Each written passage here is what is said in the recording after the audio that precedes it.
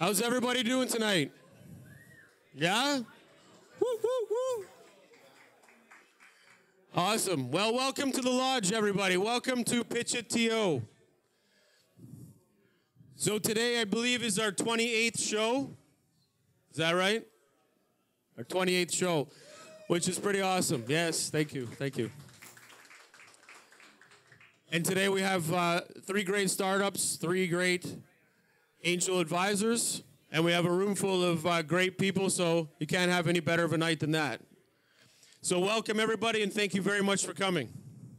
So to kick things off, one of the things I'll share is that we're pretty excited because we're getting into 2018. We've got a lot of great shows lined up, a lot of great new startups that are coming out into the market, and we're pretty excited to start bringing those over to you guys so you guys can start thinking about your own new business by watching all of these other great startups. They always trigger great thoughts of how can I start my own company, and we're big fans of that. So without further ado, a little bit about myself.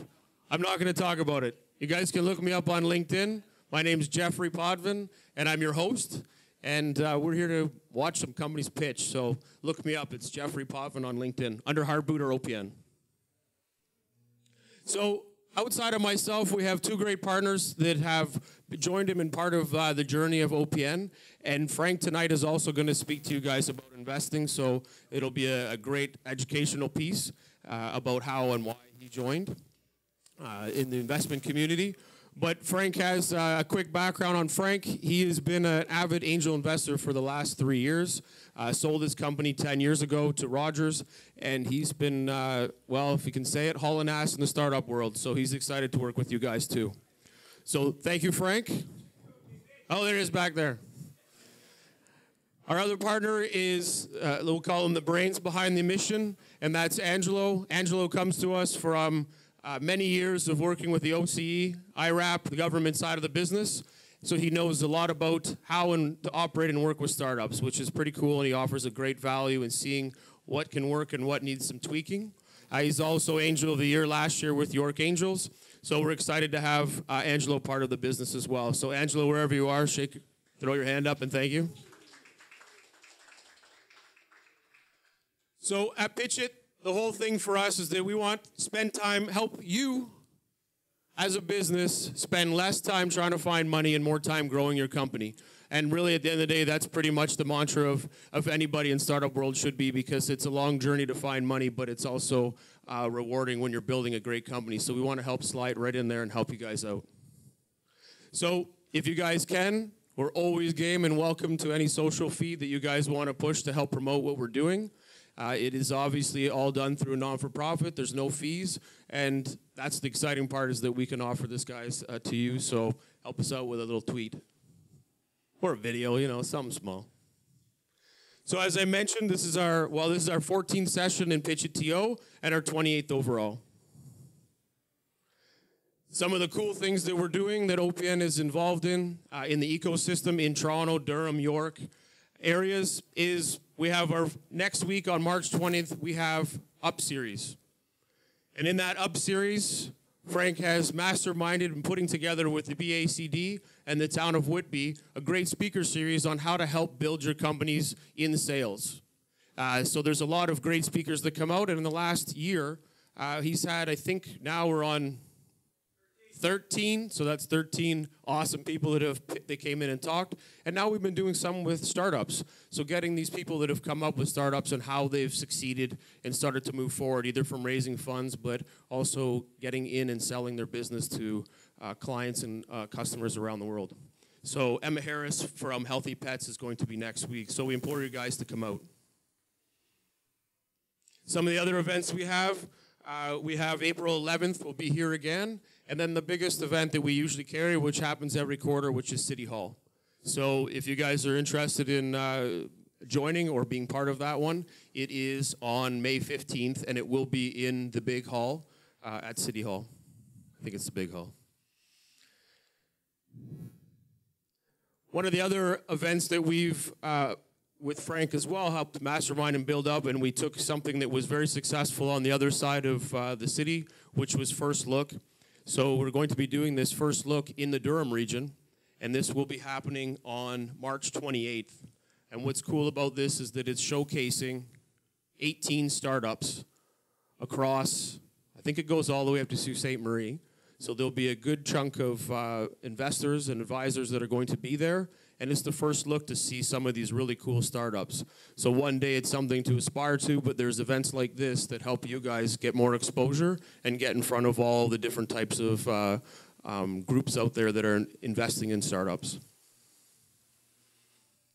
Some of the cool companies that we've got to work with over the last year and a half, well, we've got, I'm not sure the total number yet, but there's a lot up there. You might see one that you're part of, but there are a good about 100 plus companies that we worked and operated with over the last year and a half, which we're pretty excited about. So thank you guys. And of course, this wouldn't be possible without of our sponsors. So we thank the Lodge, which is Ron and Diane, who have put this facility together. And I think you guys can all attest, it's pretty kick-ass because, wow, man, look how creative this place is.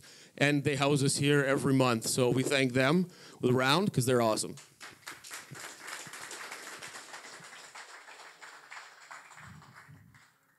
Miller Thompson has stepped up and been following us for almost since we started. And they were a big fan of the grassroots side of how we were working with startups. And the cool thing is they jumped in to help us with the accelerator. So they provide a great package for startups when they jump into the community and start driving their business. So we thank Miller Thompson as well. Woo-woo. Blockchain Fortress, they are many things, but their biggest one is they work in the blockchain environment. So if anybody's interested in that, let me know and we can certainly help you guys move forward with that side. And last but not least, we have Flow Water, which is a company that we invested in a few years back, and they have been sponsoring us since day one. So we thank them, as well as my software company, Heartboot, for all the efforts and, I guess, support and everything that they do to help us be here today. So round for all those guys, too. Thank you. So the way the format works, it is an 11-minute pitch. The reason why it's 11 minutes is because we mirror what goes on in an angel pitch. We want to make sure that it's the same in everything that we do, so we cross that over. And some are 11, 12, 10, but we picked one number that was the best, and that was the best 11. So it's an 11-minute pitch. They have 1 minute each from the advisors, which is feedback, and this helps them obviously improve what they're doing. The startups cannot say anything in that 1 minute from each advisor. Reason being, and this has been asked, is because if we did do that, we'd be here all night answering questions. So we want them to be top of mind so that that startup can go back to the angel after and have that discussion. So they can create a relationship with them as well. And then from there, we do 5 minutes of Q&A, so you guys can be ready to answer or ask questions, and the startup will be able to respond to those. If you guys haven't yet, please drop your business cards off because we are going to give away a couple of books today. Frank's going to be talking about angel investing, and you guys will be able to get a book that we use to support how to become an angel investor and what this is all about. Our advisors, we'll start with Prathna. Prathna from MLA. Yes. Maple Leaf Angels, just in case, sorry. And I will say that I think Prathna and I met at NACO, and I can say that what I love about Prathna is that she's hard-hitting. She tells you how it is, and that's exactly what you need as a startup. So thank you, Prathna. Galen, York Angel. Galen also is hard-hitting. Everybody's got to be hard-hitting. You see how I'm going with that? I'm just like coaching you guys through. Galen also in the startup world, but also has spent the numerous years in the angel world, which is great. So he brings a lot of insight around a lot of different businesses, which is really awesome. So thank you, Galen. Mohan, great guy, met him at York Angels as well. And Mohan brings a depth of knowledge from selling his company all the way through to building a fund and building a great business on what they do now. And it's been a pleasure. He's also very hard-hitting. Thank you. So there's going to be no soft comments today. It's amazing. All right, so today we're going to have 3 companies pitching. Very excited. We have Hubley, Jono, Butte, Kim, and Kinza, Sachin. So this is what's going to happen. Let's make this happen. Who's the first one up? Kim.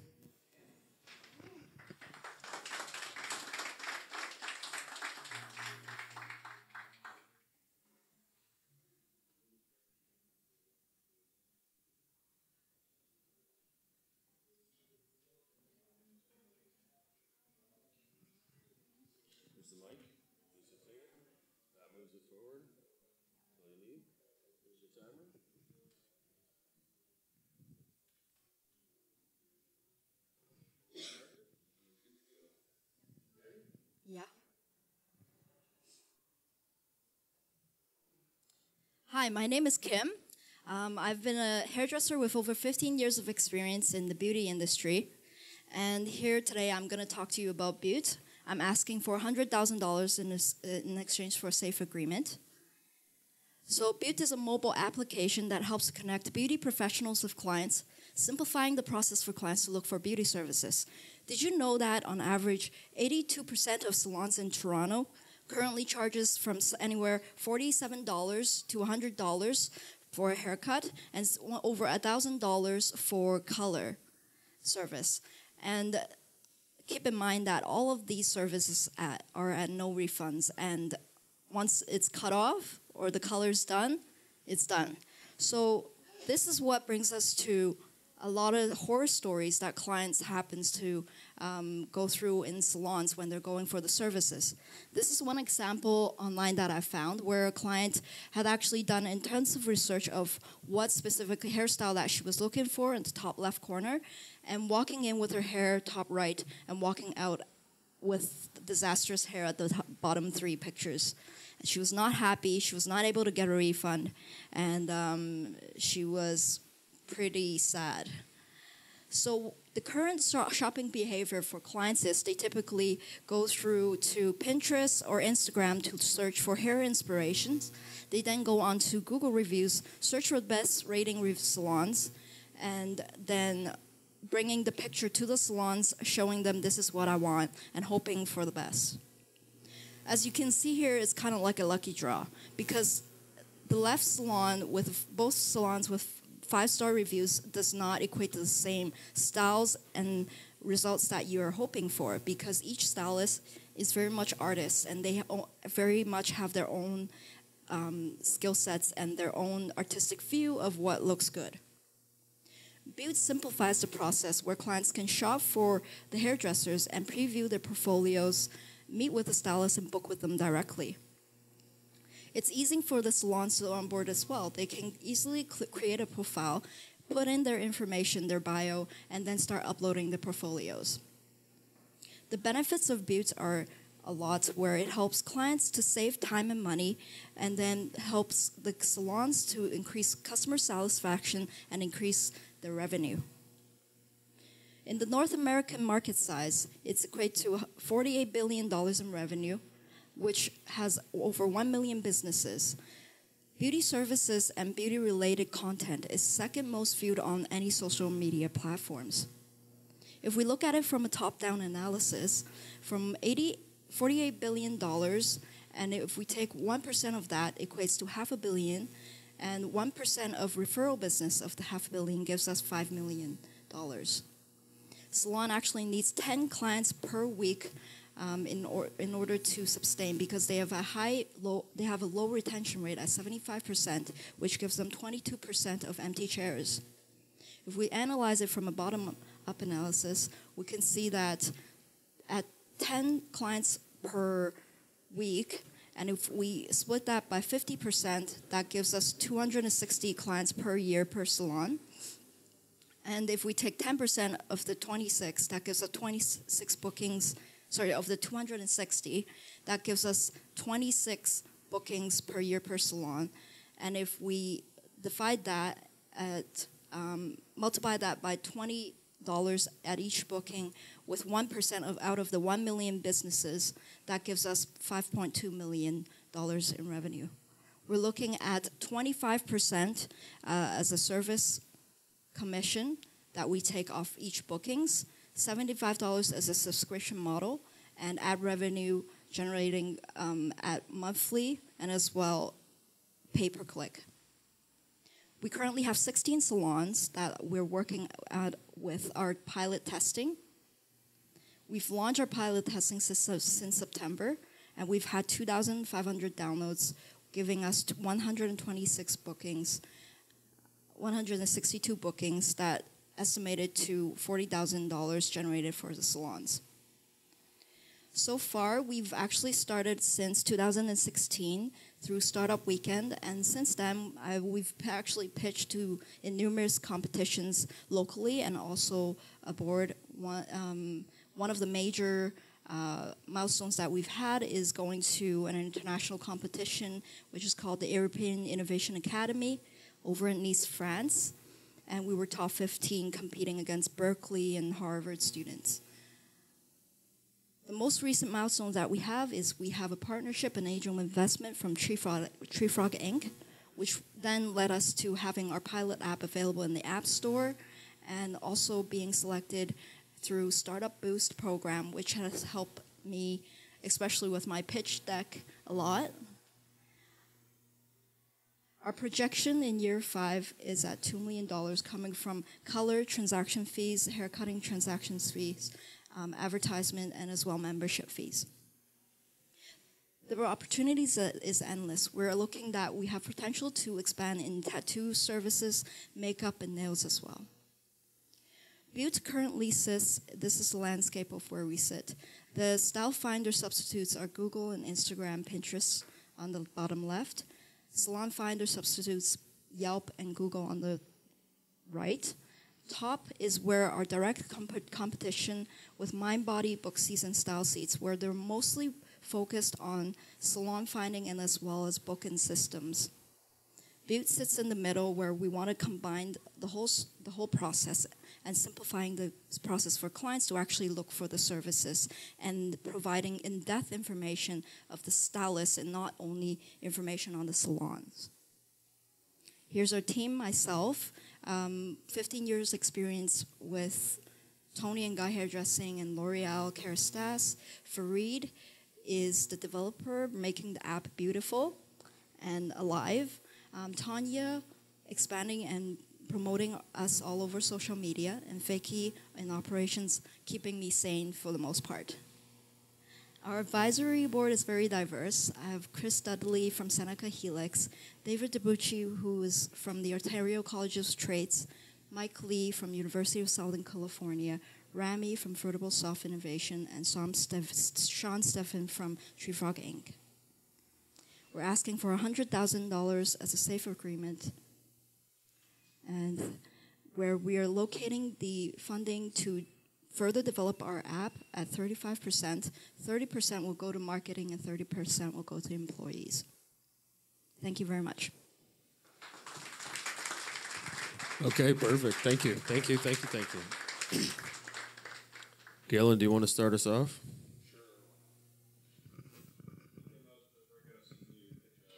And it seems to move along pretty nicely all the way through. Couple things. One, with the SAFE or with any kind of investment, you need to go into some level of valuation. What are you valuing the company at? I didn't see anything on exit, what your strategy is as far as once you grow this thing, where do you plan for this to go? Because as an investor, that's what's really important to us is how do we get our return back out of this?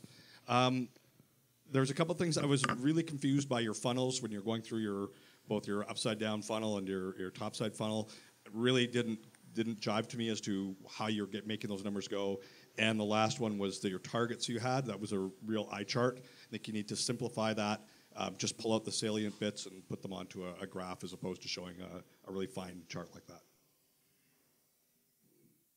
Hi, Kim. Good presentation. A couple of things really echoing what Galen just said around the SAFE. The terms need to be set up front so we know what you're valuing yourself at. I think my suggestion would be, I know you had a slide on top-down analysis as well as bottom-up for the market. Simplify that and just have one and talk about what your analysis on this market is.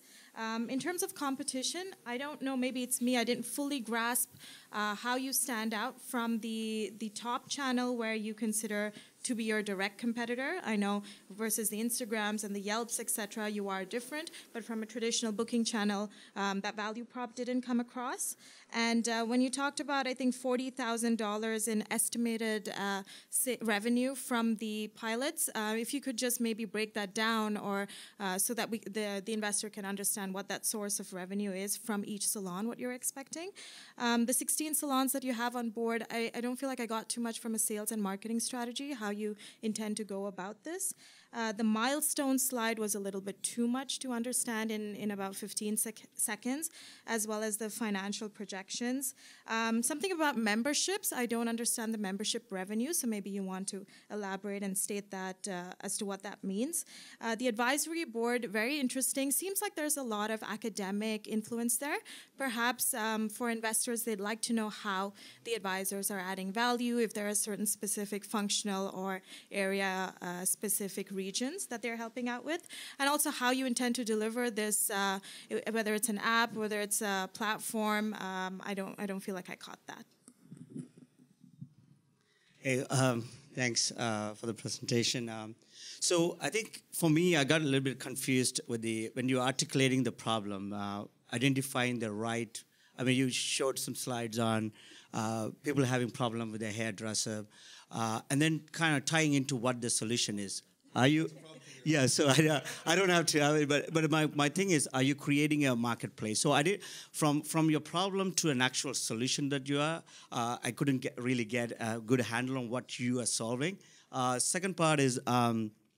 I think in terms of, you probably have to spend a little bit more time on the product. It was very, very brief. I'm trying to understand. So I like a certain hairstyle. Maybe I would like to like a design. Do I use the app to go and select that and you find the actual salon? I don't know, but mine is fairly easy. I do it at home by myself.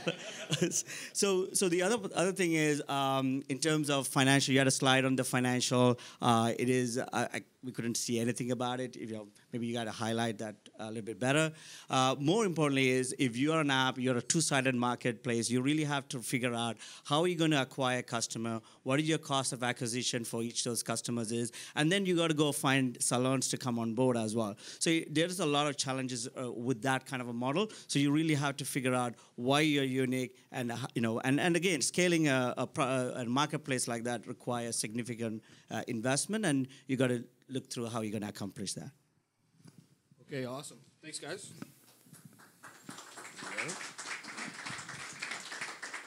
Okay, who has some questions from the crowd? Hi. One of the things I want to present to you for consideration on a revenue stream is affiliate marketing programs. You're a consumer service company. And just by having a subscription model or taking a commission might not be enough to sustain that revenue. So if you look at the affiliate marketing programs that are out there, they usually start at about 3% and they work their way up to 10%. That's a commission fee. So for every user that you bring to an affiliate marketing client or a brand, you actually get a commission of that. And you'd be surprised how many people actually and how many companies make a living just off of that alone. Thank you. I'll look into that. Okay, any other comments, questions, inquiries? I have a question for you then, since I don't see one yet. Fine. Just the yearly subscription. Are you do you have to pay like monthly or like yearly? Or how's It's a yearly. Yearly, okay. That's what I wanted to know. Sorry, it was a monthly. Sorry. It's just a quick question on the top down and bottom up. You were taking 1% of the total market and just kind of delving down into it. Just wondering why you were taking that 1%. Is that an arbitrage number or was that based on a research? It's based on if we get 1% out of the whole market at the minimum. Yeah. Okay.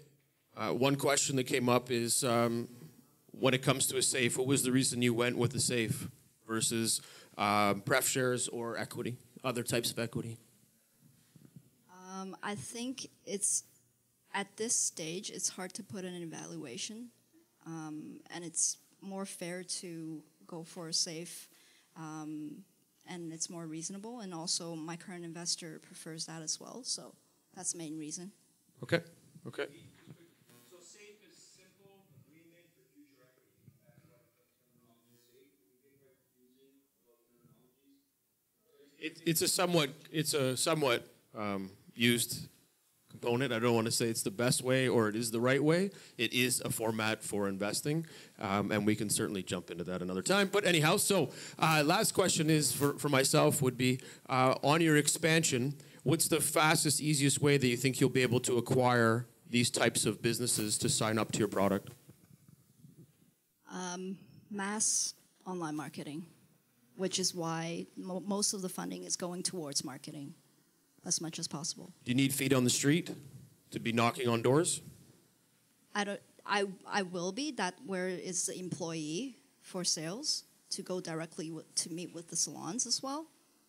But yeah, majority of that is going to marketing to onboard them as fast as possible, both on the clients and as well salons, the providers. Is there any provider out there that has maybe 300 salons in Ontario or 5,000? Is there some big provider that owns this type of space? Or they're all small individual-based businesses? They're all small individuals.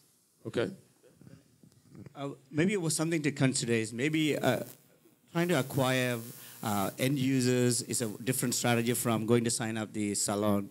So maybe going to the salon and saying, look, you got X number of customers, we will have them downloaded. You could actually put scheduling in it. They can select hairstylists. So you kind of use those salons to service them, and you can probably monetize fairly quickly. Then you get their own customers, and that can probably scale. And then you can go turn around and say, I can find new customers as I'll provide it as a service. So one way to tackle this two-sided market approach and to just knocking on the doors and get the salon and get their customers on your app. Maybe an easier way. Thank you. Good idea. Anybody else? Any comments? Okay. Go ahead. I would just add to that, why not get your social media, since you're focusing most of your marketing or your spend on marketing, get some kind of a competition, a lottery, a promotion, and get those users to basically say to their salons, hey, there's this company out there, are you interested? Use them as your sales foot soldiers, as opposed to you trying to hire, 2, 3, 4, 5 people. You're not going to be able to penetrate that many salons that way. Yeah, we are looking into that as well, and we're just doing different testing to see what's most effective, and the end goal actually getting clients to download the app and using it. But those are definitely things that we are looking at, and as well have potential partnerships with, for example, Canon Canada was one company that came up and was very much interested in what we were doing. So, yeah. You mentioned you had a churn rate of about 11%. Is that churn rate of clients or salons? It's of the total usage. Total usage? Because okay, so we didn't have a proper data to track it, so that was one of the problems that we right. I was just going to say, because that number seems actually quite low, especially in a subscription space. This is a space I know very, very well. So I would be cautious throwing that number around. If I were investing, and I've worked with a lot of people that invested in my company, which was a subscription space, that is going to be a very critical number. So to be able to say 11%, you're going to have to really back that up, and I would come with a ton of questions. And there's so many different ways of looking at that. So I would just be cautious, make sure that that churn rate number is accurate, and it's not something bad to show a higher churn rate. Just be really honest with that, because that can be a killer. Yeah, thank you. Okay, perfect. Thank you, guys. Thank you very much. Thank you. Thank you. That was good. Okay, so before we jump into Hubley, I have one question. How many people here are entrepreneurs?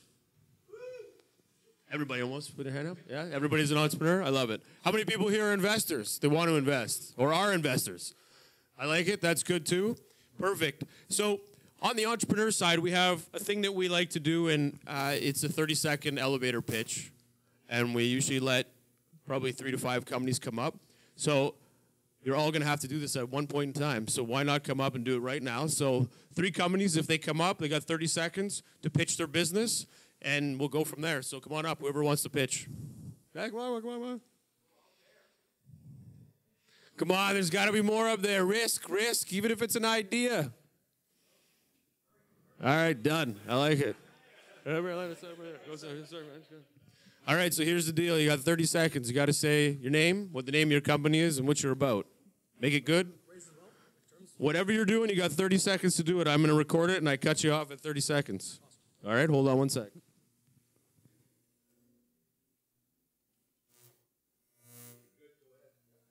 Hi, my name is Altair Iafi. I'm the founder and CEO of Iafi Biotechnologies, Inc. Last year, we launched our first product. It's called Indazone Energy. It's a patent-pending health product already approved by Health Canada with a health claim. Helps to enhance cognitive performance. It's available over the counter without prescription so that all students have safe access to a product that's effective and regulated. We pitched it on Dragon's Den just a few months ago. That was a lot of fun. Right now, we're looking for $150,000 to scale up. We're already the top seller, one of the best sellers in our category on Amazon.ca organically. Altair Iafi. Thank you. All right, you're up. My name is Aaron. Our product is Crypto Wager. We're developing a decentralized sports book run on Ethereum smart contracts.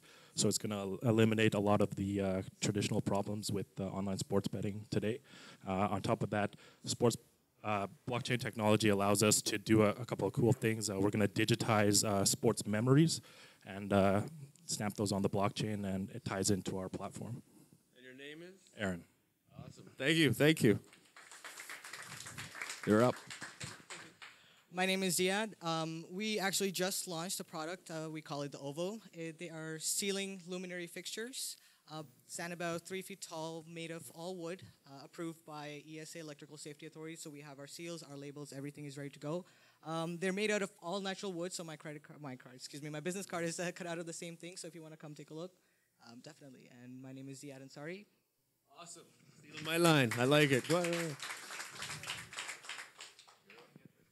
Hey guys, my name is Garland Wan, and I'm part of a blockchain startup called Tip Blockchain. That's TIP blockchain. And what we're doing is we're making cryptocurrency very, very easy. We realize there's a market gap in the cryptocurrency where no one's really focusing on usability of it. Now, what we're doing is we're shortening the addresses, the long 84-character addresses, into a username and putting that into a chat application, so making it peer-to-peer transaction easier. Now, we have an all-star team. We have guys, Garland Wan. Awesome. Michael Watterson with Radialis Medical. We're revolutionizing breast imaging, getting better outcomes in breast cancer by reducing the dose necessary for nuclear imaging. We have a patented technology that we're starting clinical trials for any day now. Radialis Medical, Michael Watterson. Awesome, thank you. Hello, my name is Fazal. I don't have a product or a company. I'm just looking for a job. So if any of you guys are hiring, I have a little bit of sales experience, but I'll mop floors. I'll do anything. If you hire me, I'm just looking for a job. And your name is? Fazal Rahimov. Yes. You're hired. Thank you. You're a go-getter. You need to talk to Frank. We need someone on the team. Get him on. Get him on. I like that. Brilliant. All right, so the next up, Jono, you're up.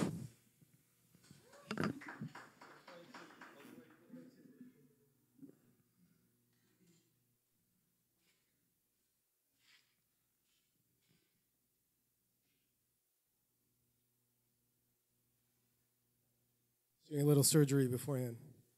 Oh, it's gone. It was the second last one. No, it's good. It's not there. It's all good. It's good. It's good to go.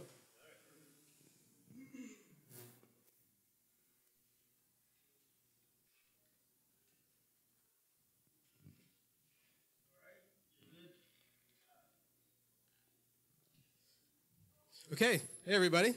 Hello, Angels. My name is... Oh, thank you. Yes, I need that. All right. My name is John O'Landon. I'm the founder and CEO of Hubly. We're an all-in-one parent communication platform built for small... Oh, yeah, I'm on your way. We're an all-in-one... Oh, sure. Okay. We're an all-in-one parent communication platform. We're built for small private schools. And what we do is we simplify the management of tuition and all other forms of parent communication. So why did I launch this product? Because I've got 15 years of experience in like managing and selling software in the education sector. While I was doing that, I was always bumping into this same problem. It was never directly related to a product that I was managing, but it was affecting all of my customers. So I decided to start digging into that a little bit. And very quickly, I started to see, after actually many hours of customer development conversations and a lot of analysis, it was very apparent that communication between the school and the parents is a complete catastrophe. And if you add on top of that the decades of research that shows that parent engagement has a very profound effect on student outcomes, because I was starting to build a family of my own, I decided this is something I wanted to solve, not just for my beautiful little children, but for everyone's beautiful children. So why is parent communication such a catastrophe? Well, if you look at the market, the average school director is 49 years old, and the average parent at a school is 28 years old. Year after year, that school director gets older, but the parents stay the same. And over the last 10 years especially, as communication technology keeps on advancing, the schools are really not very well equipped to cater to the needs of the parents that are evolving with the communication technology. It's not that they're not trying to accommodate the parents, they are.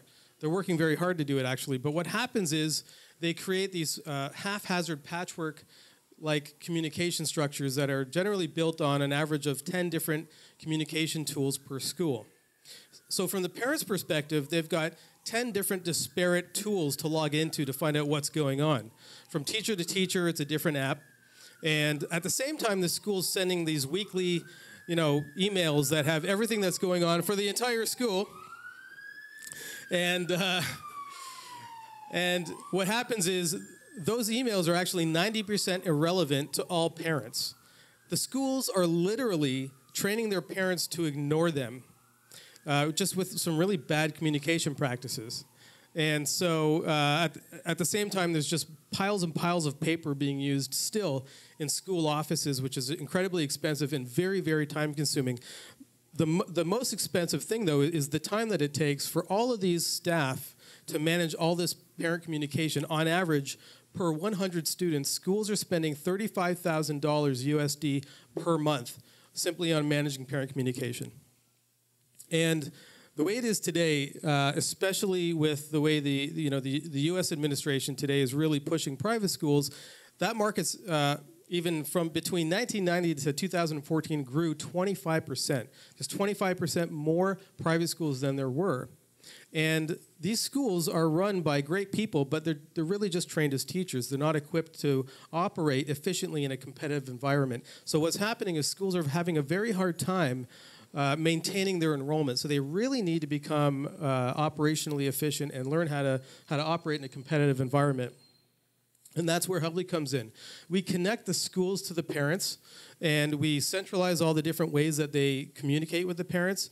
We reduce the operational efficiency issues with by centralizing and reducing paper usage by over 90% in the office, and we manage all the payment processing that goes on between the parents and the schools. So we're talking about all the different incidental payments, pizza lunches, yearbooks, but also tuition. So how did we get here? Well, we were based out of the Ryerson DMZ for 3 years, and while we were focused on the parent communication problem, we quickly learned the value and the importance of having a tuition management system built inside of this all-in-one platform.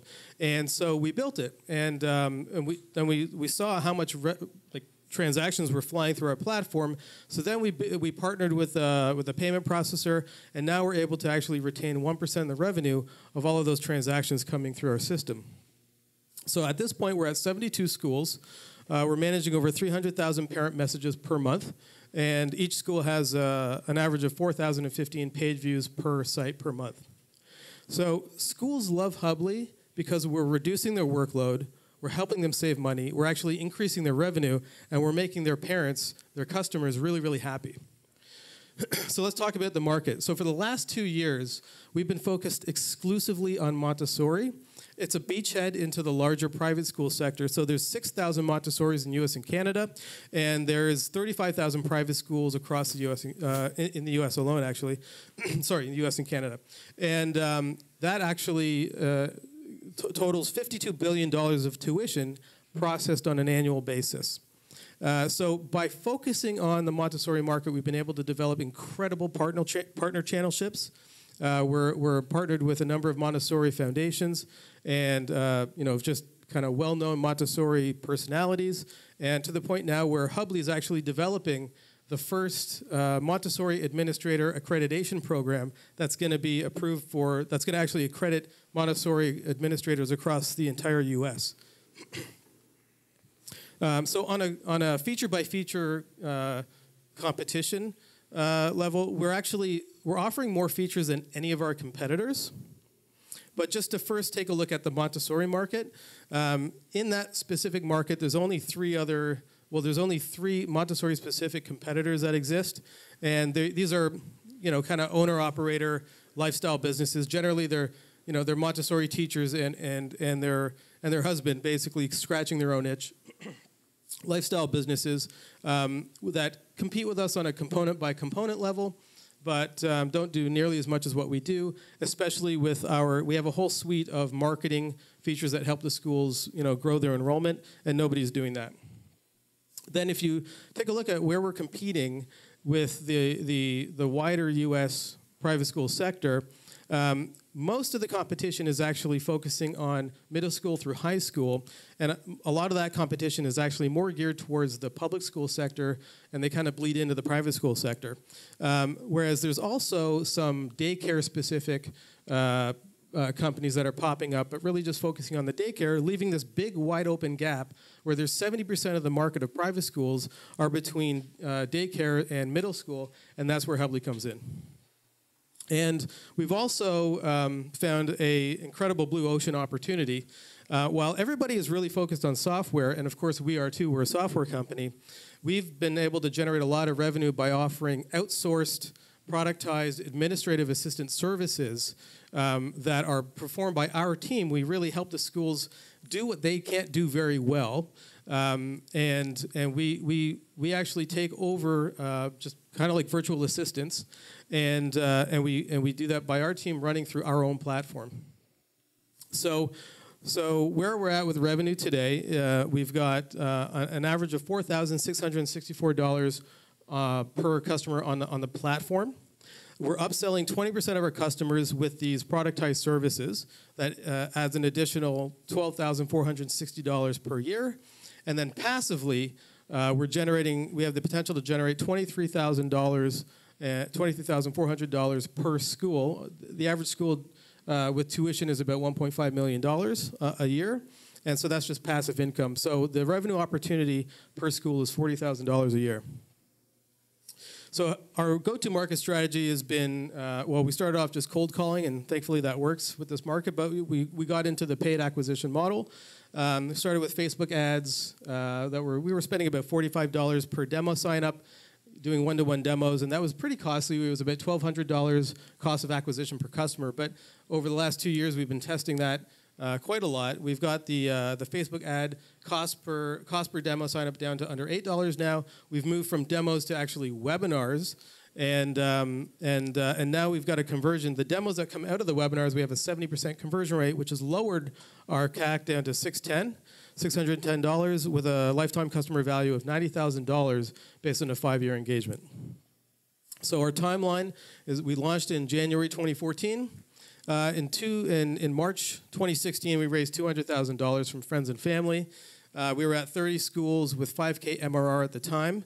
That helped us build that marketing funnel and refine it, and helped us understand how to generate as much revenue as we can per customer. Now we're at 72 schools with 32K MRR, which means we've increased our MRR per customer by over 100%. And I should also note that in the last 4 months, I've invested about $60,000 of my own money. So I've got a lot of skin in the game myself. So we're looking to raise $1.25 million at a $4.5 million pre-money valuation cap with a 20% discount. 40% of that's going to go into to technology and usability, reducing our onboarding time for our customers, reducing churn, and building a native mobile experience. And then 60% is going to go to grow the marketing and sales team with top-notch talent and some tech integrations to improve conversion rates. We forecast within 5 years to be at about just over $12 million a year revenue. And as an exit strategy, there's many strategic buyers. We're being reached out to already quite often. And in this sector, the K-12 sector is really the busiest acquisition. So K-12 meaning kindergarten through 12, that's where we fit in. All of these are potential strategic buyers that are currently scooping up companies anywhere from $40 million to $120 million acquisitions, companies that we align with. So just to summarize myself, I've got 15 years of experience in this market, marketing software for the education sector. I've built B2B SaaS companies, built them from 0 to 100K MRR. I was a product lead for a social networking app that reached over 80 million users.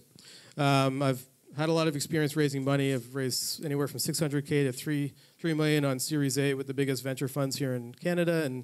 And on a different kind of note, I won a world music competition when I was 21. And I say that not to toot my own horn, but just to let you know the kind of work ethic I have. If you invest money with Hubbly, I'm going to work with you. You're going to be part of the team. It's going to be a collaborative experience. But I'm going to work really, really hard and make sure that, that your investment's going to good use. So thank you very much.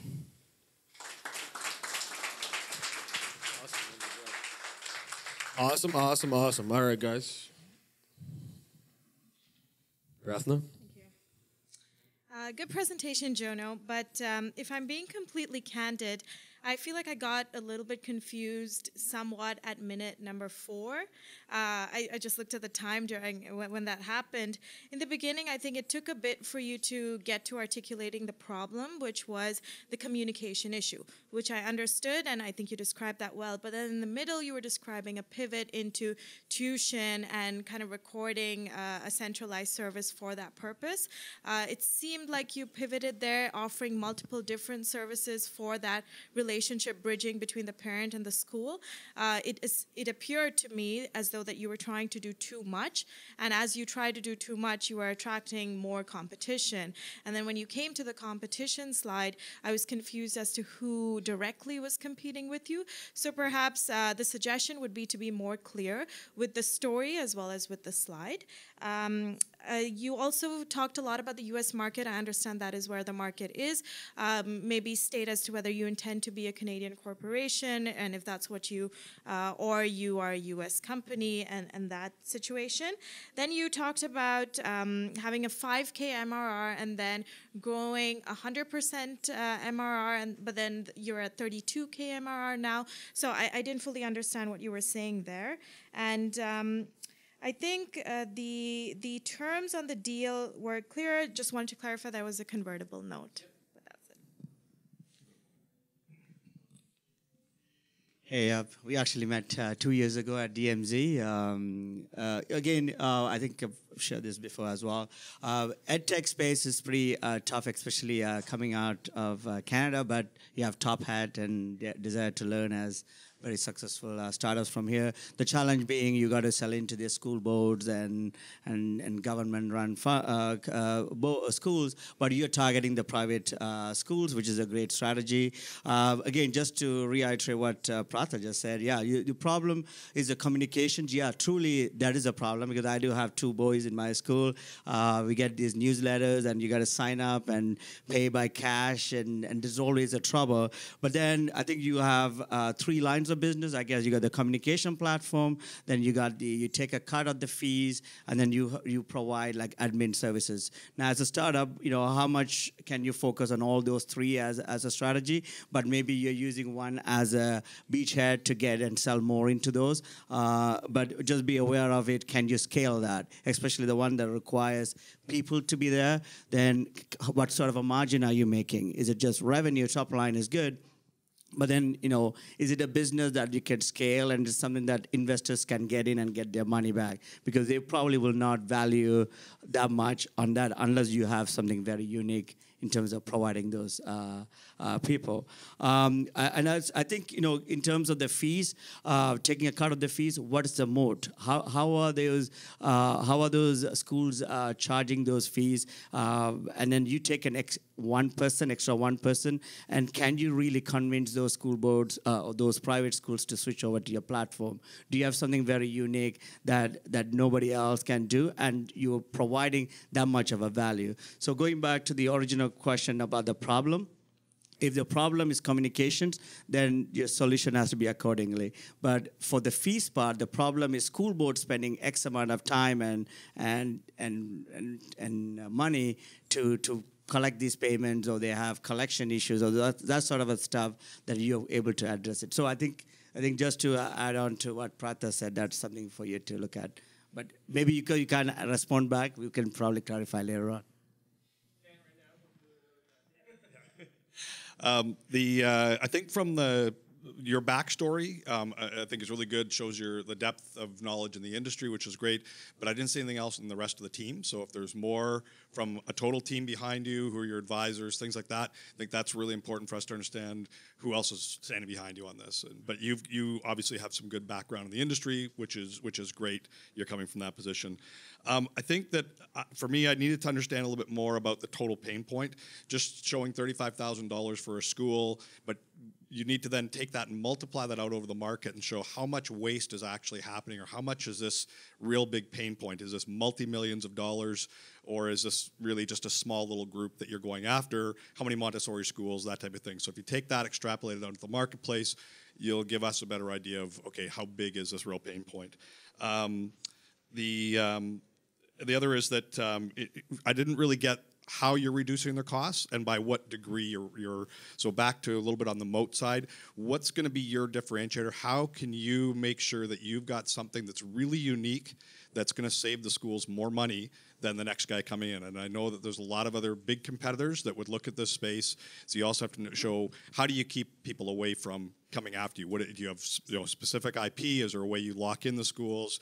What is it that's going to keep the competition from coming after you in this particular market space?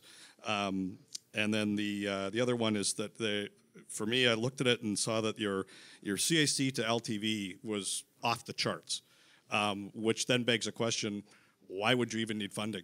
If you're making that kind of money off of your marketing efforts, you should be able to self-fund this thing and never have to go to an investor. So it makes me scratch my head as to where is that money going to that you're raking in, that kind of money on a customer. Where is it going? So is it going into building your platform out? Because if you're bringing in someone for 610 and getting 90,000, you never need to come to me. Okay, good. Thanks, guys. Thank you. There you go.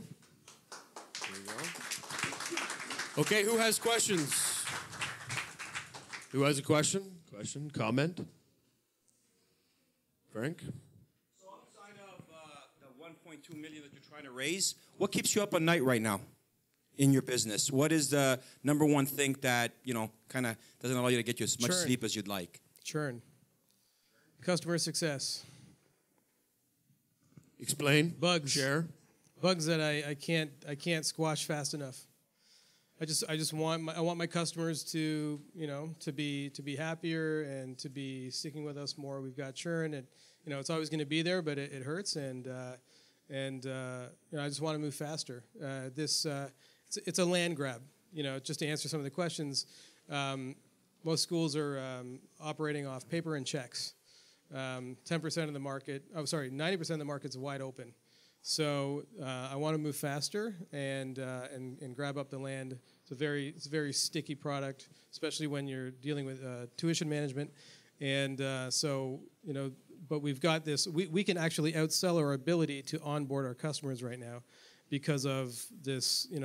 Because of that's what we're raising money for, to make it to allow our support to successfully onboard customers at the same rate that we can actually sell them. Okay. It's good. One more? All right. Hi. Great presentation, by the way. Thanks. Question: why are you only focused on Montessori schools? I'm curious. There's it's a beachhead, so we're gonna move from Montessori into the private school sector, but you can do that much easier when you've got a very strong base. They just have all the elements of, if you read the book Crossing the Chasm, it's like my textbook, right? So Montessori is it's a big enough market that you can make a whack load of money in it alone. At the same time, they're schools like all other schools, but they have their own conferences. So we're able to, we're becoming a name brand in Montessori with these great partnerships and all this credibility. And then we'll be able to move from that platform adjacently to Christian schools or, Jewish schools or whatever it is, with this credibility of having this market behind us, an entire market. So that's really why, and they just have all the elements that define the perfect beachhead.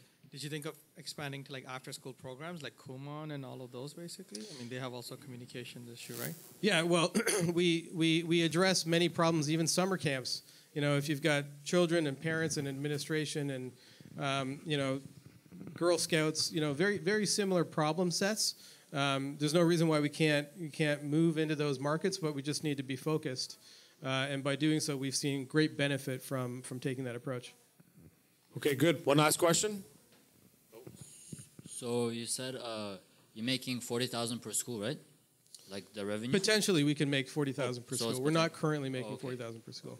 Are you allowed to say how much revenue are you raking in every year? We're at 32K MRR. Okay. What does that mean, MRR? Monthly recurring revenue. Okay, thank you.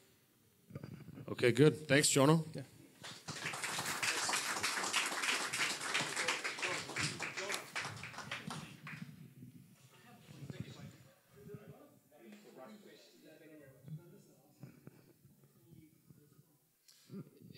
And this is where we were saying earlier, if they responded, we would probably be here until about midnight.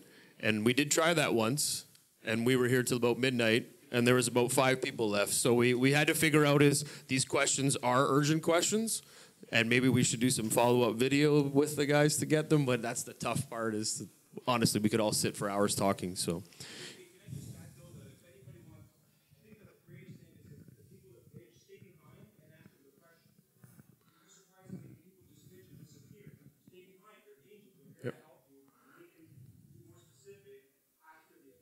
Oh, 100%. The Angels told me they're here till at least 1, so you guys can ask some questions all night.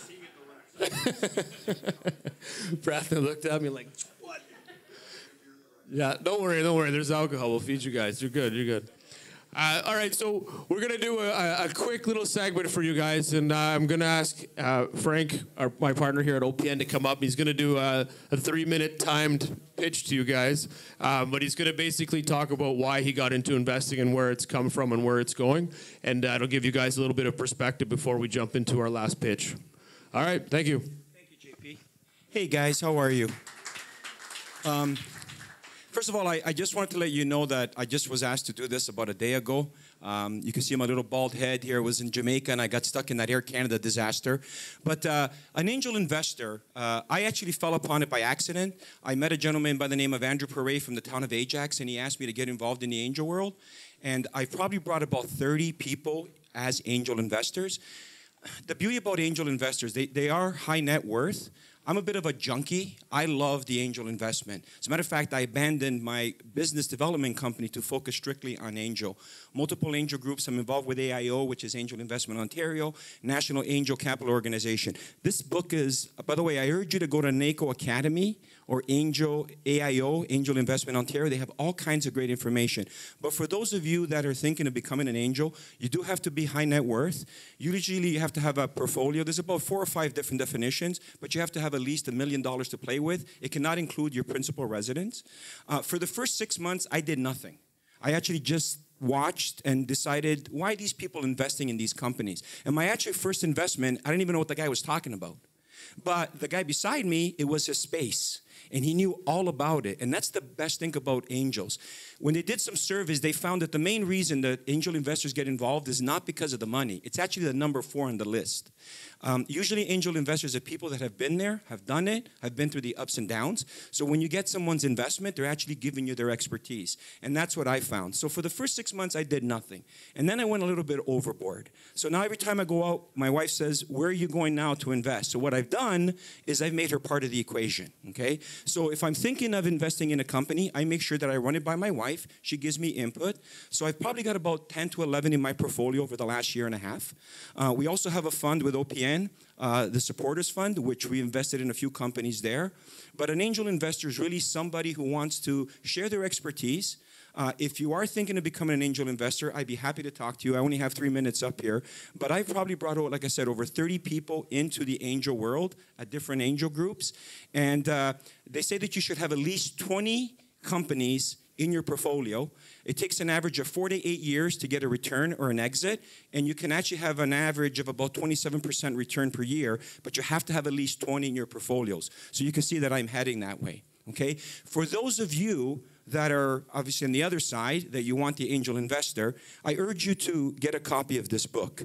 Just reverse engineer it. This is addressing, a practical guide to angel investing. But if you're an entrepreneur, basically you're just going to reverse engineer this. So this is the book that we're giving away. Okay, so basically an angel investor is someone that wants to help you, has the capacity with high net worth. When they invest in you, they have relationships and connections that they can help you with. They can be on your advisory board. But I just want to stress that the number one reason we do get involved is not because of the money. As a matter of fact, to the NACO research, like I said, it was number 4 down the line.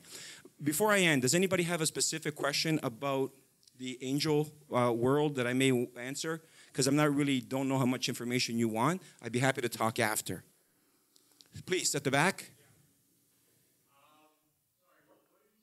My name is Frank Audino. Yeah, like I said, I just stumbled upon this. This is my world right now. Like I said, I'm a bit of a junkie. I could have just become an angel investor or just put money into a fund, but I actually want to participate. One of the greatest joys that I have when I invest in a company is helping with my relationships and contacts. I brought in gentlemen. There's one individual. You guys familiar with Gateway Newsstands? They own 700 retail stores. He's an angel investor. Now imagine if you had a product that you needed to go into retail and you get a guy like Michael Agenthal as one of your investors. And he's an angel investor at York Angels. So what I try to do is if I'm talking to somebody and I feel that they may have the capacities to be an angel investor, I don't want to insult them and say, do you have the net worth? I just give them the website to most angel groups like Maple Leaf Angel or York Angel. They have the criteria there, but it's not only about $1 million. You can also, there's about 4 or 5. The other one is you and your family have to make about $300,000 over the last couple of years, or as an individual, $200,000. But usually they're high net worth. And let's be honest, it's not every investment we're going to make is going to work out. Like I said, I got about 11 right now. One of them is doing phenomenal. Some of them are not doing so great. But I hope to answer your question. Sorry. Basically $1 million to play with because it can't be your principal residence, right?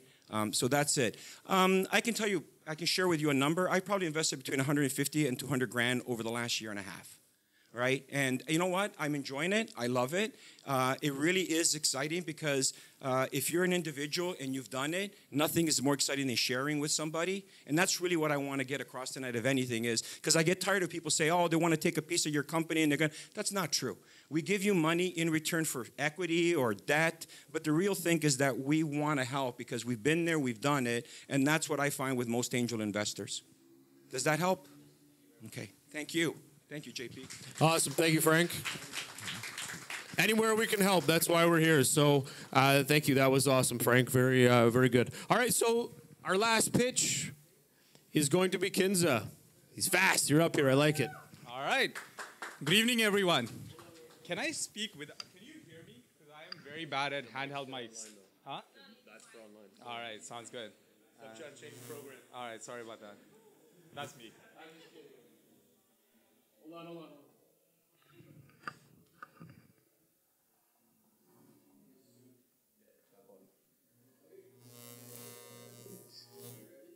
Yep. All right, good evening, everyone. My name is Sachin, and I'm from Kinza. I am seeking $500,000 in SAFE with a cap of $5 million and a discount of 20%. So what is Kinza? Kinza is a marketplace for small group events hosted at people's homes. Guests can discover a variety of unique experiences created by Kinza hosts, and they range from small group dinners to other activities such as board game nights or paint nights and so much more. After browsing through different events, different hosts, profiles, guests can book a ticket. They love Kinza because the small group settings help everyone talk, listen, and get to know each other. Hosts love Kinza because they get to share their passion, they get to meet new people, and make some money while doing so. Our goal is to create urban villages of connected people. But why is this even needed? Unfortunately, more and more people, especially urban dwellers, are reporting chronic feeling of loneliness. It's becoming harder to maintain social networks after graduation. Many people move away and therefore need to create new networks. As an adult, there are simply no good ways to meet people in settings that foster deeper bonding. Additionally, there's two ongoing major trends in the market. One, millennials, the biggest demographic in the US, are valuing experiences over goods, and they are driving the experience economy. Second, more and more people are participating in the gig economy. This gives us an opportunity to serve two types of customers. Kinza connects people looking for new connections and unique experiences, or both, with hosts that love to entertain and share their passion. In doing so, we are enriching people's lives by creating more opportunities for them to have great experiences and make lasting connections. You must be thinking, wait, isn't this already done? There are many platforms out there doing similar things. However, our positioning is unique and fills the gaps in their business models. For example, Airbnb experiences, they use gig economy to curate premium experiences, but they're focused on tourists and lack community development. Similarly, dining platforms like Eatwid also leverage gig economy, but they're primarily replacing premium dining experiences or restaurant experiences for tourists as well. And then there's Meetup or other hobby groups, but they are charging the hosts instead of incentivizing them, and therefore it often leads to subpar experiences. By filling these gaps, we are positioning Kinza for success. When Kate and I met a year and a half ago, my co-founder, we were both new to Toronto, and we felt, hey, and we both love to host, so we thought, is there a way for us to use dinners to bring people together? Over the last year, we ran many tests, and we realized, hey, these events are not only a lot of fun, but they're a great way for people to connect. Since our launch in October, since our pilot in October, we have had over 125 unique guests attend over 24 dinners. Additionally, we were invited by CBC Metro Morning for an interview in December, and we were recently featured on CTV for their 6 o'clock news. And we have achieved all this with just $500 in monthly marketing spend. Our hosts and our guests love Kinza. They describe it as addicting, interesting, and 10 times better than a restaurant experience. So let's listen to what some of them have to say. I have to say, the experience is freeing, and it's a little bit addictive. You want to go to so many more of these events after this experience. The energy, I don't know, running at the table was amazing. Like, everyone back there is so sweet, and the conversation is, like, flowing all the time. It's like we knew each other since forever. That feels like it's a relaxing environment where, nobody's really judging how you behave, and you come in, nothing to expect, and really just being able to be in the moment and enjoy the experience. And, who doesn't love a great home-cooked meal in a good company? So I thought that was an excellent combination. So now we know that people use and love Kinza. How do we spread that magic? Our goal in the coming weeks is to raise a $500,000 angel funding round, and that will help us accelerate our marketing efforts and scale in Toronto. Later this year, we plan to launch in New York and Vancouver, and we want to do that to learn, A, how to launch in new cities, and B, if there's any differences in the US and Canadian markets. Next summer, we want to launch in Chicago and Montreal, and that will help further solidify our learning on how to launch in new cities, but we will be doing that launch at an accelerated pace. And if we are meeting our milestones at that time, we seek to raise Series A in early 2020 to accelerate our growth. That's our plan. Do we think we can do it? We believe so. I'm joined by Kate, my co-founder. She has master's in economics and has over 4 years of consulting experience at Deloitte. She's a data whiz and is constantly tweaking our digital marketing efforts, and that help us reduce our customer acquisition cost. Her tech skills have also allowed us to create a scalable platform without investing too much money. We are also, unfortunately, Melissa couldn't be join us here today. An ex-professional chef turned marketing professional. Her passion for food, her passion for creative marketing is helping us communicate the message clearly to our customers. As for me, I have a Harvard MBA, master's in engineering from Waterloo. I successfully founded Delivery Town, which was a marketplace for online ordering from restaurants and was acquired by Just Eat Canada in 2014. I've worked at large organizations like TELUS, GE, and have managed their strategic initiatives. So I understand what it takes to start a company, take it to growth, and then how to manage growth from my experience in large organizations. And as we grow, as we scale, we seek to bring right team members to fill the right spots.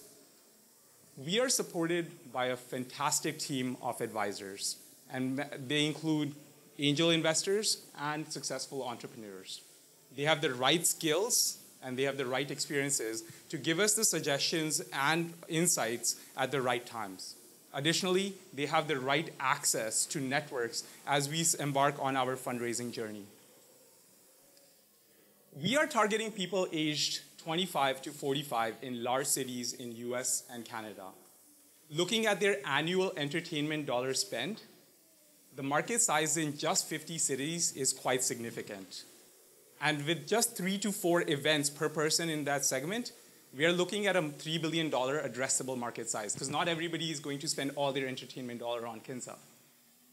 What's more, 1/3 of that is in 5 cities. So even if we do a great job in capturing 5 cities, that's a significant opportunity.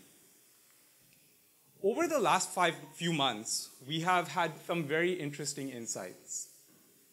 We have had guests who have been older, even retired, because they were looking for interesting experiences. We have had people drive an hour from Markham, North York. We have had people take trains from Etobicoke to attend a Kinza dinner.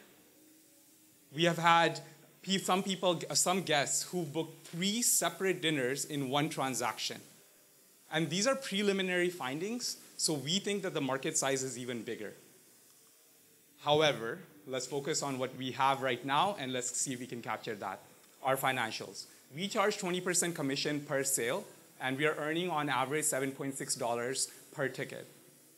Our customer acquisition cost, which is currently at $26, is rapidly decreasing because we are getting more brand awareness, we're getting more word of mouth marketing through our guests. And if we successfully execute on our expansion strategy, we are projecting $23 million in net profits, not revenues, net profits by end of year 5. However, that's year 5. What's next? As I mentioned, we are seeking $500,000 in angel funding. We'll be primarily using that to expand on our marketing efforts and to create a strong team in Toronto and scale here. And based on our expansion execution strategy, we are striving for $200,000 in Kinza's commission by end of 2018 and then grow rapidly from there. Our goal is to make Kinza a success story that brings people together. We will be looking to grow on our own, but we will always be mindful of our investors' best interests. Kinza's unique position, if we achieve our milestones, Kinza's unique positioning makes it a very valuable asset for others looking to expand on their offerings and as well as expanding to other market segments without risking or diluting their brands. So both in the short and long term, Kinza has strong exit opportunities. Before I go to the summary, I would love for I have an ask of everyone. So we are looking for brand ambassadors. So if you know this guy or have contacts, would love for chatting afterwards. So why should you guys invest in Kinza? We have a solution that addresses a real need. We have our solution is supported by market dynamics. We have proven demand and traction with very limited budget. And we have a clear plan on how to capture a small but very significant piece of a very big market size. So now I would like to invite all of you to come out and check out Kinza. And our website is kinza.life, Kinza.life. So hope you experience the magic of Kinza very soon.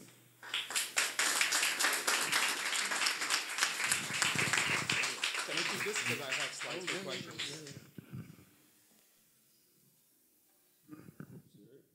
Go ahead. So I know I'm not supposed to say this, but great presentation, by the way. You can say that. Especially, I like the fact that you're talking about the product and showing a video of how the product works, and you kind of synced it up. That was pretty good. I'm actually familiar with this space because I'm an investor with You Feast. Is a startup from Toronto. They provide dining experience, but again, not regular. It's not a marketplace like a host. They actually have a dining experience at a restaurant. So I do understand the markets fairly well. So I think in terms of maybe it would be good to understand your customer acquisition strategy. Again, is your end customer and then the host. They are two-sided marketplace again. I know you had a customer acquisition cost. Is that for the host or is it for the customers? I guess your customers can be the host. I guess they all take turns. Yeah, so that could be a strategy. Also, in terms of your tech, what is it and what is your moat around your tech will be helpful as well. And then I guess you had the customer testimonial, which is good, but I think in a presentation, maybe you can have them refer to a video later on. But yeah, very well done, and I had very little to say, but it's a matter of execution. Now it all comes down to how quickly can you scale, how quick, what's going to cost you acquire customers, and when you go from city to city, can you really scale this business?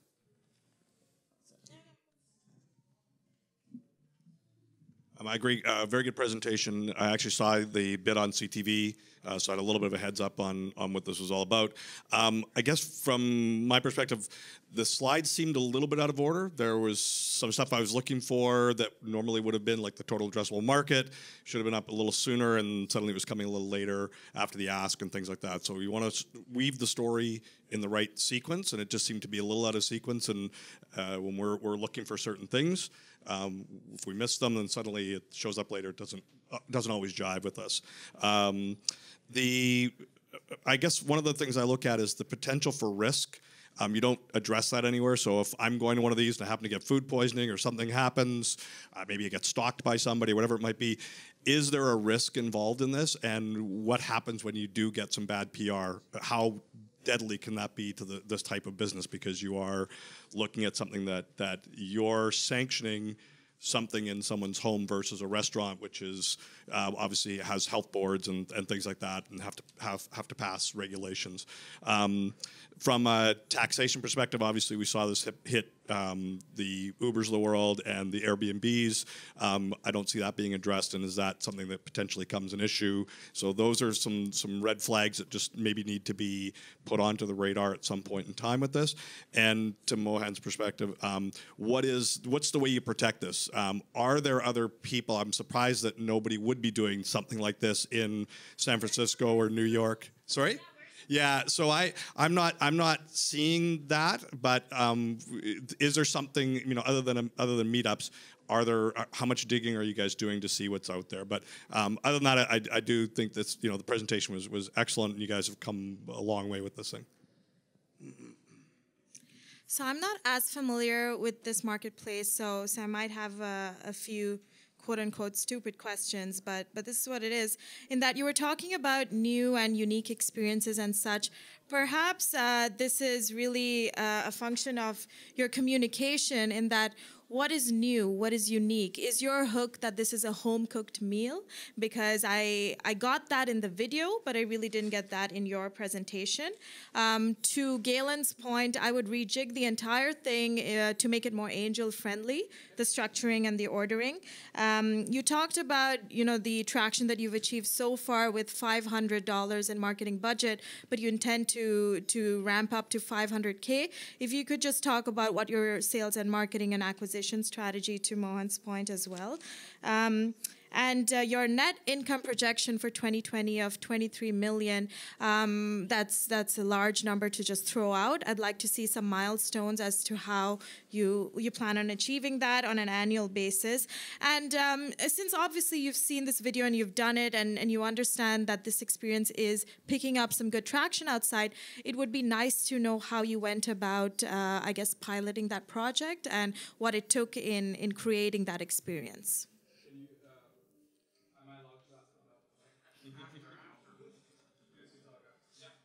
Talk. I'm apparently here till once. Yeah, she's here till 1, so you guys can talk then. Sorry, it's I hate rules too, man. Shit, I don't even like rules. You just talk. All right, so how many people have questions? There's got to be questions. Oh, Jesus. All right.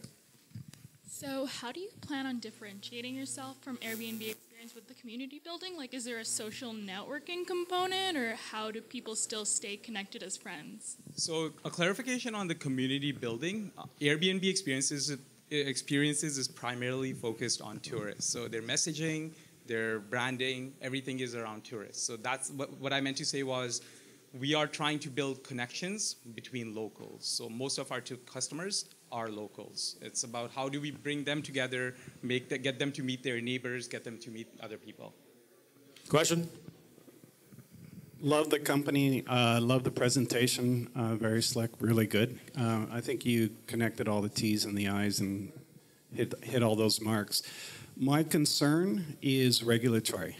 And for 500K going to marketing, I think you're going to have a bigger problem going for insurance. Currently, Uber has a $5 million liability policy just for the city of Toronto.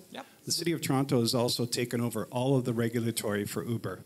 So allocating 500K just for marketing and not having a contingency plan on insurance, and as one of the panel members mentioned, you're dealing with food.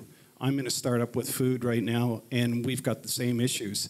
We had all, the big pie in the sky ideation, but once the city gets involved from a municipal into provincial and then into Health Canada, right away, it starts slipping away, and you start going into the rabbit hole and you start spiraling out. So things to take in. No, those are great points, and I can address 2 or 3 of those. So we did talk to Toronto Public Health. This is the right slide, right? Yes. So we did talk to Toronto Public Health, and they mentioned 2 things. One, ideally, they would love to see people have the same kind of food premises set up. But we told them, look, nobody's going to be hosting more than once every 2 months. They disappeared on us. So if it was that big of an issue for them, they would have been on our throat a little bit more. Number 2, they outright said, you're a marketplace. So since these guys are individuals, we can't shut you down, but we can go after hosts. So to initial part, I do understand the regulatory risk as we grow bigger, but the reason I did not talk about that right now is we think that risk is manageable as long as we maintain quality standards. Right now, we vet all hosts in person. We go see their houses oftentimes as well. And that allows us to make sure that we know who the host is and we feel comfortable. The second piece is, in terms of food, me inviting 5 friends over and cooking is the same risk as me inviting 5 strangers. And the money exchange happens, and therefore regulatory issues come into play. But from a risk point of view, when I go to my friend's house, I'm taking the same risk as me going to a Kinza host's home, because at the end of the day, as long as I have created that vetting process, I, as a platform, feel comfortable, I'm passing that trust, my trust, to the host, and the guest has to believe in that in order for them to go. Now, what happens, and there was a question about what happens if something goes wrong. Absolutely.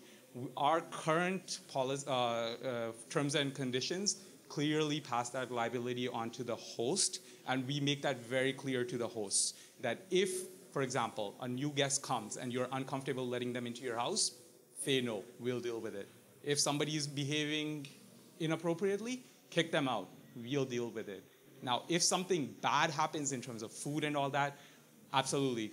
And same thing has happened for other platforms, whether it's Airbnb, which did not provide a service ramp for a person with disability, even though they were considered a hotel, or Uber, where sexual assaults have happened, unfortunately. Those things happen, and those have to be dealt with. But we feel that by controlling the quality of events and by doing some level of vetting of the guests, we can control that risk in the short term. Great presentation. I'm back here. You can't see me because I'm vertically challenged. I can see you now.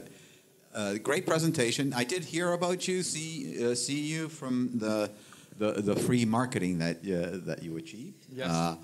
Which is great. But the one thing I would have liked to have gained from the presentation, and maybe I missed it, is to quantify what was a direct result of those marketing experiences. How did that increase your user base? Yeah. And most importantly, how did it increase your host base? Because they really, you're reliant on both growing in order to scale. So, and I'll answer that question such that we only got featured on CTV on the 6th. So it's too soon for me to give you any credible answers. I could have said, hey, we got 4,000 hits in one day. That's a meaningless number. So my philosophy is always give the truth and give meaningful truth. So it's too soon for me to give you a good answer for that question. But you may be able, from an analytics point of view, Kate. So, I agree with you, and I will incorporate it. So, we are getting more hosts. So. No, we'll get that. So I take that. I will include that, sir. Okay, perfect. Sorry, we're good. That was awesome. Thank you.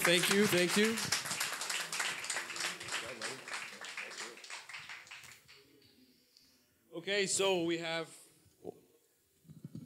a thing we're going to do right now. How many people would like a book? How many people like to read? Maybe that's better. And it's not on your phone, so you're going to have to check out a book. Yeah, so we're going to do this right now. We're going to do a draw. So guys, before I do the draw, you know how I was talking about angels? JP was actually one of the angels that I met in Durham region. He was at a startup Durham event. I asked him if he knew about the angel world. He said he didn't really know, but he was an angel investor. He had made investments, and he's gone a little bit nutso on it. But if you've actually had the opportunity to sit down with JP, you'll know what I mean about when people have done it and have been through the highs and lows. There's also a gentleman in the corner there, Russ Montague. Russ took $2,000 in subscription boxes. He was one of the original founders. He took a $2,000 investment and he turned it into $100 million in sales. Okay? Now, I've known Russ for a couple of years, but over the last couple of months since he's cashed out, I'm trying to get him back. I'm trying to get him into the angel world. As a matter of fact, he's here today. This is his first pitch at event. He wants to talk to Prathna about Maple Leaf Angels. He wants to get involved with York Angels. Now, can you imagine if you had a guy like Russ working with you? Again, who's taken a $2,000 investment, made $100 million. And I think his database was what, 250,000 that were buying these $20 boxes every month.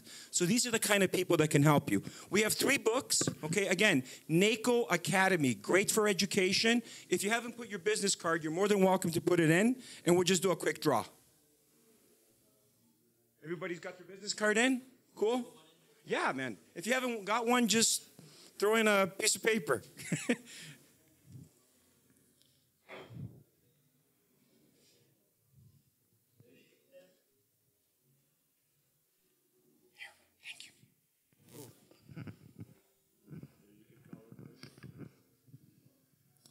Jeff Hoderman. All right, Jeff. Woo!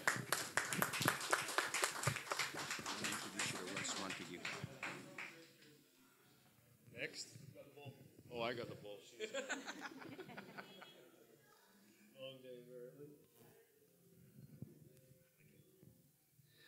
B25. No. No, I can't read that. Oh. Dragomir.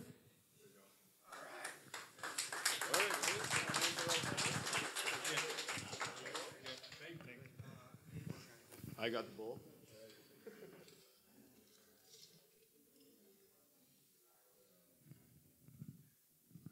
Michael Waterston.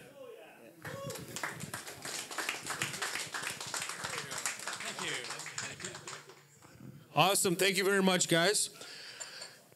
So, first of all, I want to give a big thank you to all of the startups. So, you guys, thank you. Thank you. Big cheers for that. They were awesome. I want to thank the Angels for coming out tonight. Thank you very much.